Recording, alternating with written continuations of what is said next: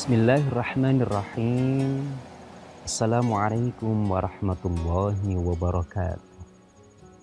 Alhamdulillahirabbil alamin. Wassalatu wassalamu ala asyrafil anbiya'i wal mursalin sayyidina wa maulana Muhammadin, amma ba'd. Bola TV yang berbahagia dimanapun Anda berada, alhamdulillah walhamdulillah thummalhamdulillahi rabbil alamin. Jumpa kembali di program Titian.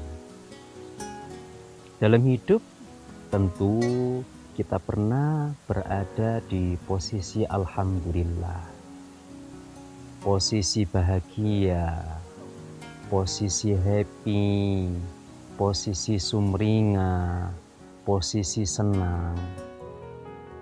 Di saat yang lain, kita berada di kondisi astagfirullah yang identik dengan rasa bersalah, kemudian penyesalan, kemudian kesedihan, dan seterusnya. Pernah nggak Bolo itu kepikiran untuk mencoba mengkomparasikan alhamdulillah Bolo dengan astagfirullah Bolo? Itu kira-kira sudah balance atau tidak? Itu kira-kira sudah proporsional atau tidak? Semisal begini ya, kita itu saking seringnya, saking banyak tak terhitungnya mendapat nikmat dari Allah, jadi sesuatu yang sering itu sensasinya itu menjadi hilang. Karena sensasi hilang, kadang-kadang kesadaran kita untuk bersyukur itu ya memudar. Contoh Bolo, pernah nggak sih setelah sholat itu kemudian alhamdulillah ya Allah, saya panjenengan takdir bisa melaksanakan sholat. Atau ketika Bolo dianugerahi kemampuan oleh Allah, bisa infak, bisa sedekah, itu pernah nggak Bolo kemudian alhamdulillah ya Allah, panjenengan mentakdirkan saya sanggup berderma, sanggup bersedekah. Yang sering terjadi, yo mari sholat yo sudah gitu saja. Setelah bersedekah ya sudah begitu saja. Setelah sukses berkurban ya sudah begitu saja. Ekspresi syukurnya itu tidak dramatis. Berbeda saat melakukan dosa dan tersadar kalau itu dosa. Ini dramatis sekali. Nangis, memohon, bersimpu, sedihnya itu dramatis. Sementara ekspresi alhamdulillah itu jarang dramatis itu. Padahal dalam sebuah hadis diriwayatkan oleh Imam Al-Hakim dalam kitab Al-Mustadrak dan Imam Al-Baihaqi dalam kitab Syu'abul Iman, baginda Nabi Muhammad sallallahu alaihi wasallam itu bersabda begini: Inna min khiyari ummati qauman yadhakuna jahran min sa'ati rahmatillah wa yabkuna sirran min khawfi adzabillah. Sesungguhnya yang terbaik dari umatku, kata baginda Nabi, adalah mereka yang tertawa riang gembira. Tertawa riang gembira min saati rahmati, min saati rahmatillah, oleh sebab menyadari betul betapa kasih sayang Allah itu luar biasa luasnya. Bolo ketika ditakdir sama Allah bisa melaksanakan sholat, yang happy Bolo, ekspresikan setelah sholat, setelah berzikir, alhamdulillah ya Allah, saya jenengan takdir masih mampu melaksanakan sholat. Ekspresikan sebahagia-bahagianya. Ekspresikan sebahagia-bahagianya. Setiap melaksanakan kebaikan, baik itu besar, baik itu kecil, ekspresikan alhamdulillah bolo itu dengan gembira, dengan riang, dengan tetap sadar bahwa semuanya atas kehendak Allah dan atas anugerah Allah Subhanahu wa Ta'ala. Yang kedua, wa yabkuna sirran min khaufi adabillah, dan mereka yang senantiasa menangis ya, dalam kondisi sendiri oleh sebab takut atas siksa Allah. Jadi bolo, ekspresi bahagia alhamdulillah sama ekspresi bersedih astagfirullah itu harus balance. Kadang-kadang nggak fair bolo ini. Pas menyesal dramatis nangisnya. Kalau pas happy biasa-biasa saja. Bahkan nggak sadar kalau itu nikmat, itu nggak sadar. Sadar nggak sih kalau sholat itu nikmat? Sadar nggak sih kalau ditakdir bersedekah itu adalah anugerah? Sadar nggak sih kalau ditakdir membaca Al-Quran itu anugerah? Sadar nggak sih kalau ditakdir mampu menyenangkan orang tua, istri, anak itu anugerah? Ekspresikan sebahagia-bahagianya. Lalu bagaimana cara kita terbiasa untuk berekspresi bahagia, sadar nikmat, supaya balance tadi loh. Alhamdulillah dan astagfirullah balance. Jangan kemana-mana bolo, tetap di titian.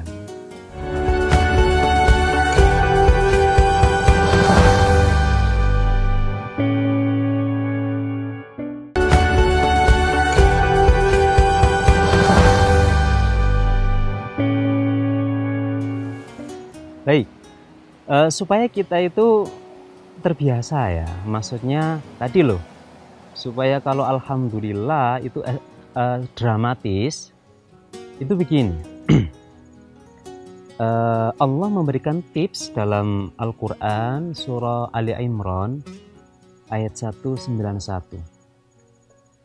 Alladzina yadhkurunallaha qiyama wa qu'uda wa ala junubihim wa yatafakkaruna fi khalqis samawati wal ard rabbana ma khalaqta hadza batila subhanaka fakina adzabannar.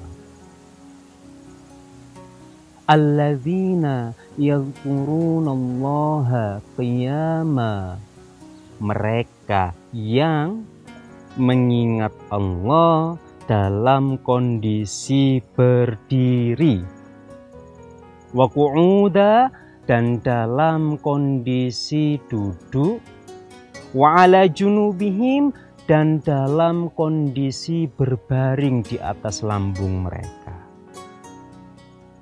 Ini tentu bukan batasan aktivitas bolo. Ini hanya contoh aktivitas.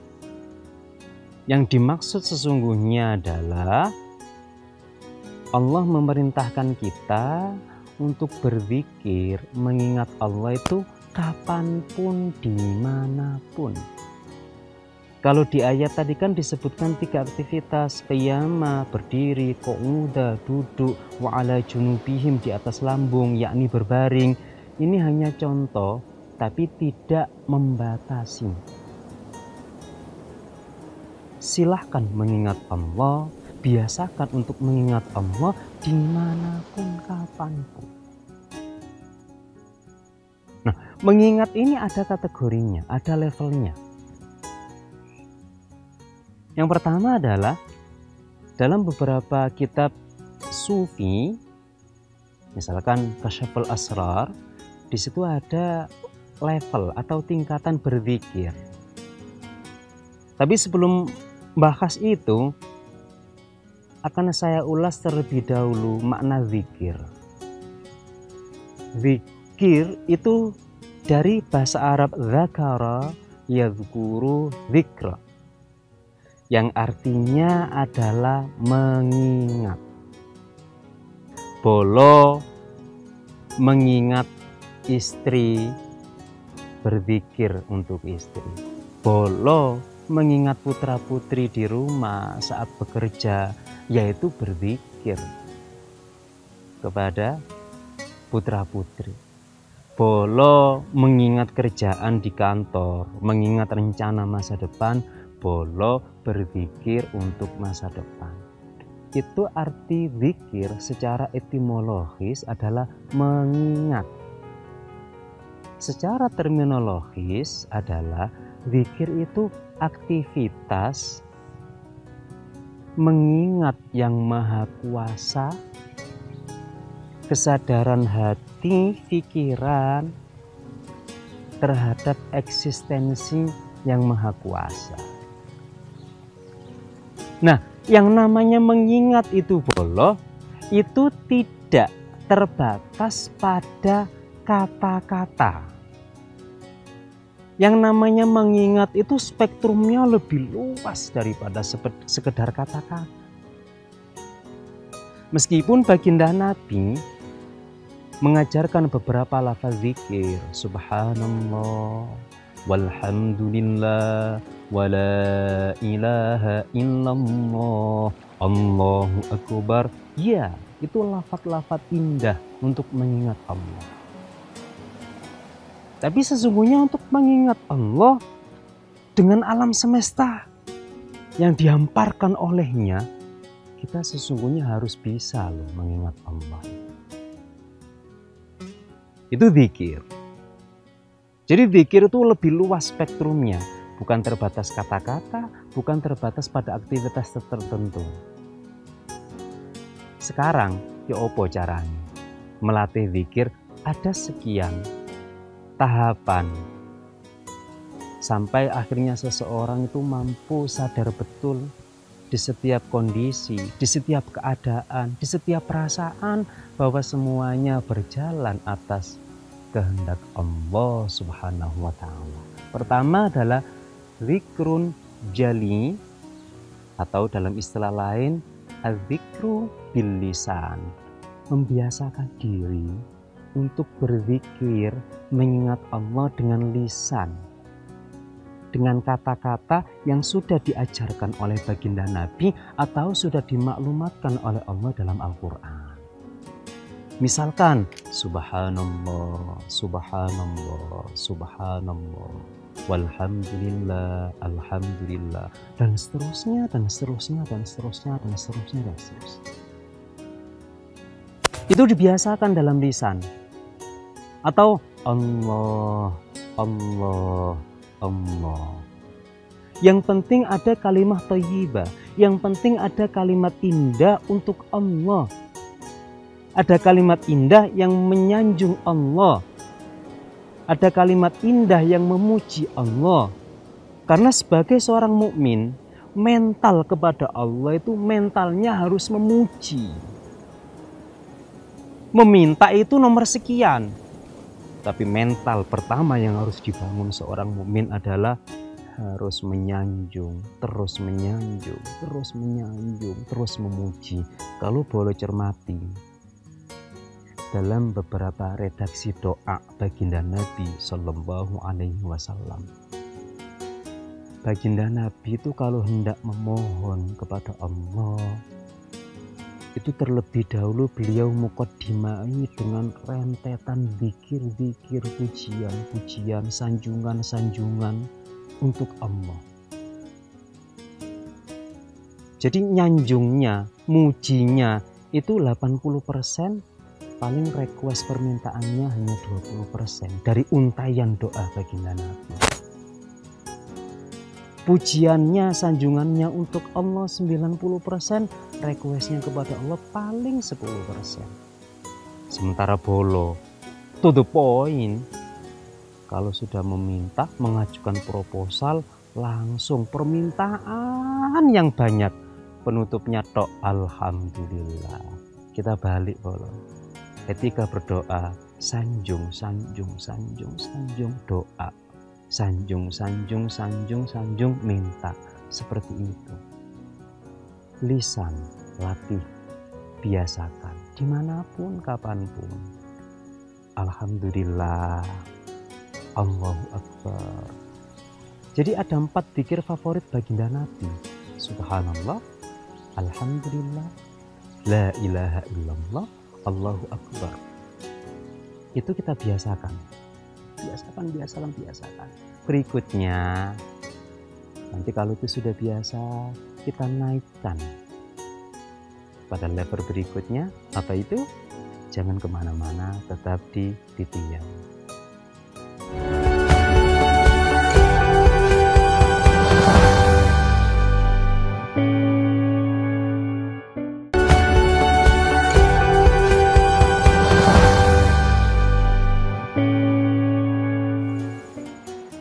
Kalau tahapan pemula, kita biasakan dengan adzikru bil lisan. Lisan kita biasakan, kita kondisikan untuk mengucapkan kalimah-kalimah thayyibah, pujian-pujian indah. Banyak pujian indah ini bolo yang diajarkan baginda Nabi, yang dimaklumatkan dalam Al-Quran. Tapi yaitu tadi yang favorit baginda Nabi, sering kali ulang-ulang adalah Subhanallah, Maha Suci Allah, Walhamdulillah, dan segala puji bagi Allah. La ilaha illallah, tiada Tuhan selain Allah. Allahu Akbar, Allah Maha Besar. Itu saja dilatih. Sampai kemudian itu jadi spontan. Jadi lisan kita kalau sudah terlatih berzikir seperti itu, apapun kondisinya tuh yang spontan, terkeluarkan, itu kalimat-kalimat seperti itu. Sekalipun misalkan pas dalam kondisi yang tidak enak, apes misalkan, itu ya yang keluar ya subhanallah, banku bocor rek, alhamdulillah tasku hilang rek. Itu kalau sudah mendarah daging di lisannya, itu akan terkeluarkan seperti itu. Nah nanti kita naikkan apa? Zikrun khafi, yakni adzikru bil qalbi. Membiasakan mengingat Allah itu dengan kesadaran dalam hati dan pikiran. Jadi lisan sudah auto mengucapkan kalimat-kalimat indah untuk Allah, tinggal hatinya sekarang dikondisikan. Cara mengondisikannya bagaimana? Ya dilatih bolo. Pas meneng-meneng, ya sudah dalam hati mengucapkan tadi itu yang 4. Subhanallah dalam hati. Alhamdulillah. Allahu Akbar. Terus seperti itu sampai hati itu. Sampai begini, sampai ketika bolo sedang diskusi dengan teman, tapi hati bolo itu tetap terikat mengingat Allah, mengingat Allah, mengingat Allah, mengingat Allah. Loh, apakah mungkin seperti itu? Ya mungkin sekali. Wong bolo saja dalam kesehariannya itu pernah sedang ngobrol sama orang, tapi hati bolo sedang di lain tempat.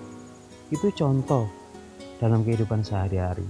Nah sekarang kita kondisikan, meskipun kita sedang ngobrol sama orang, sedang melakukan aktivitas sehari-hari, tapi hati kita itu kita biasakan untuk Allah, Allah, Allah. Seperti itu. Nah, itu yang kedua. Yang ketiga, yang berikutnya adalah zikrun haqiqi, yaitu mengingat Allah secara hakiki, secara sejati di mana seluruh anggota badan, daging, darah, tulang, hati, semua organ tubuh, lisan, pikiran, angan, kesadaran, akal, semuanya mengingat Allah, mengingat Allah, mengingat Allah. Loh, apakah bisa manusia seperti itu? Pasti bisa. Baginda Nabi Muhammad Sallallahu Alaihi Wasallam misalkan, ketika beliau hendak wafat di pangkuan Sayyidah Aisyah radhiyallahu taala anha, itu Sayyidah Aisyah itu tidak menuntun baginda Nabi untuk menyebut Allah, Allah, Allah. Berbeda dengan orang awam. Orang awam itu kalau sedang sakaratul maut, detik-detik hendak meninggal berpulang ke rahmatullah, itu pasti yang hidup, entah saudaranya, entah orang tuanya, entah anaknya, itu pasti menuntun, Mbah, nyebut Mbah, Allah, Allah, Mbah, nyebut Mbah, la ilaha illallah. Sayyidah Aisyah terhadap baginda Nabi tidak melakukan itu. Kenapa tidak? Baginda Nabi sudah sangat akrab dengan Allah, sangat dekat dengan Allah, sangat mengenal Allah Subhanahu wa ta'ala. Seluruh tubuh suci beliau sudah berzikir kepada Allah. Daging, darah, tulang, rambut, bulu, semua kulit anggota tubuh beliau sudah berzikir kepada Allah. Sehingga Sayyidah Aisyah tidak menuntun baginda Nabi itu untuk Nabi nyebut. Itu kan Nabi, wajar. Oke, sekarang kita beralih ke cucu beliau dan orang-orang soleh keturunan beliau. Semisal Asy-Syaikh Abdul Qadir Al-Jilani, itu beliau bukan cucu ya, sudah cicit jauh. Itu pun dalam sejarah beliau radhiyallahu anhu, dalam kitab Manaqib Syekh Abdul Qadir Al-Jilani, saat beliau hendak berpulang ke rahmat Allah, tidak dituntun berzikir Allah oleh para santri maupun keluarganya. Kenapa? Beliau-beliau yang sudah soleh ini sudah sangat mengenal Allah, sudah sangat akrab dekat kepada Allah. Jadi bolok, ayo deh kita latih ya. Ada 3 step. Pertama adalah zikrun jali atau az-zikru bil lisan, pembiasaan mengingat Allah dengan pujian-pujian melalui lisan. Subhanallah walhamdulillah la ilaha illallah Allahu akbar. Itu sudah biasa, siklus auto sudah terbangun. Kita tingkatkan lagi zikrun khafi, yakni az-zikru bil qalbi. Kita kondisikan hati, fikir, angan mengingat Allah, Allah. Dan mudah-mudahan sampai pada gilirannya Allah membantu kita, menganugerahi kita untuk sanggup mengingatnya di seluruh badan dan rohani kita, sebagaimana orang-orang soleh sebelum kita. Amin. Allahumma amin. Terima kasih telah menyaksikan Poloh. Mudah-mudahan bermanfaat. Sampai jumpa kembali di titian berikutnya. Ihdinas shiratal mustaqim. Wassalamualaikum warahmatullahi wabarakatuh.